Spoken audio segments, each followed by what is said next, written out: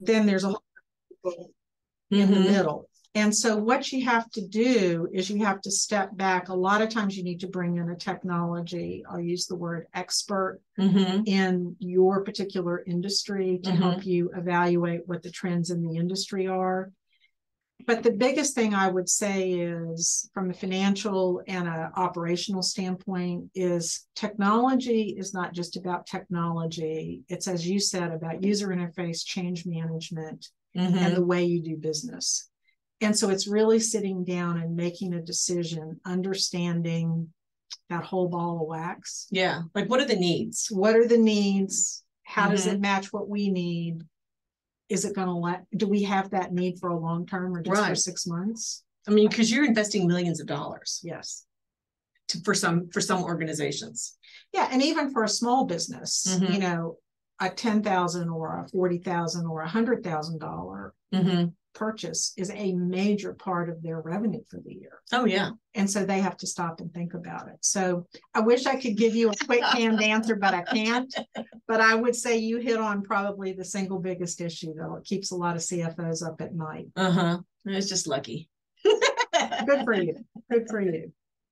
So what do you think, if you were going to give advice to the listeners out there in their leadership roles, depending on if they're a business owner or if they are working for, you know, a 500 Inc. company, what is it that they should know from a financial CFO perspective? What words of wisdom would you have? The first thing I would say to them is accounting is the language of business. A lot of people shy away from the numbers. If you don't understand them, you don't know business. I taught a class in a university executive education setting one time, and I had a guy sitting on the front seat, and I started talking. It was an 8-hour class. About 30 minutes after the class started, he was on his computer, and I'm like, well, I've lost that guy. And they had told me he was a CEO and he was a really important client of the university. And I was very petrified, because I could just see that at the end of the day, he was going to just say, well, this was a worthless class. And this kept on for 7.5 hours after that first 30 minutes. And I would be distracted by that. Oh, it was distracting. Because I'm thinking, you're not really paying attention to me. I mean, I could be thinking, oh, he's typing down every word I'm saying because I am giving such amazing information. He came up to me at the end of the day and he said, Susan, I should have told you what I was doing. He said, I've been sitting here emailing my accountant all day, asking him questions. What does this mean? How does this fit for me? Blah, blah, blah. Based on what I was saying. And he said, I have to tell you, I inherited this business. I've been running it for about 10 years. This is the first time I truly understand my financial statements. And he said, I now know that I have made decisions I shouldn't have made. Yeah. Because I didn't really understand what was going on. So first thing is understand the numbers. Second thing is finance needs to be collaborative and work together with your finance people to get the best answers.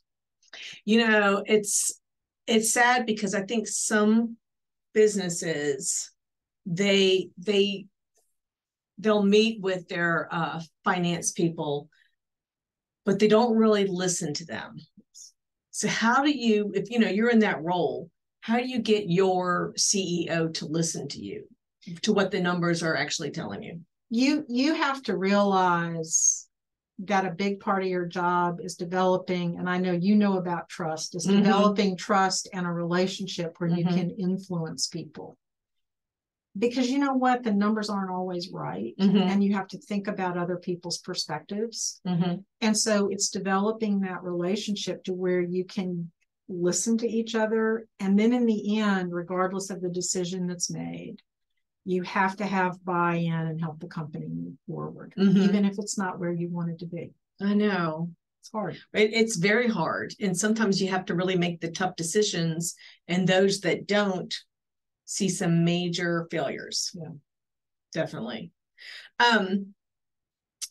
So you were talking earlier about the need for a CFO to really be people focused as well. How do you make sure that that is top of mind? You have to go into your office, whether it's, as one of my friends calls it, a carpet commute, walking into an office, or whether it's a carpet commute or whether you're getting in your car and driving somewhere or getting on an airplane and flying somewhere. Your people have to be on your mind every day, and you have to check in, and you have to prioritize being with them and listening to them. And a lot of people don't, but that's what creates a sticky work environment. And by sticky, I mean, it means people will be happy to stay there and happy to work there. You have to challenge them, you have to develop them, and you have to understand what they need. And sometimes that's good, sometimes it's not, but to the extent you can, you have to try to understand and get them what they need to do their jobs too. And I think being approachable is really important. It is, I agree. Typically, people who are in that CFO role, just their behaviors are not very approachable. So it's really focusing on being intentional on that. It's slowing down to pay attention to the people side. CFOs are not people who have a lot of spare time. Yeah. But you have to, like you say, to be intentional, you have to take the time. So Susan, how do people get in touch with you? Well, they can reach me at susanrucker@outlook.com or go to the Lead Spark Consulting website. There you go. And find out more about how you help CFOs and become more effective and efficient in running the business. Yes. Awesome. Well, thank you so much for being my guest today. And I think sharing the pearls of wisdom that you did will help others in those financial CFO roles. Even as a business owner doing their own finances, I think it's all really important and something to consider.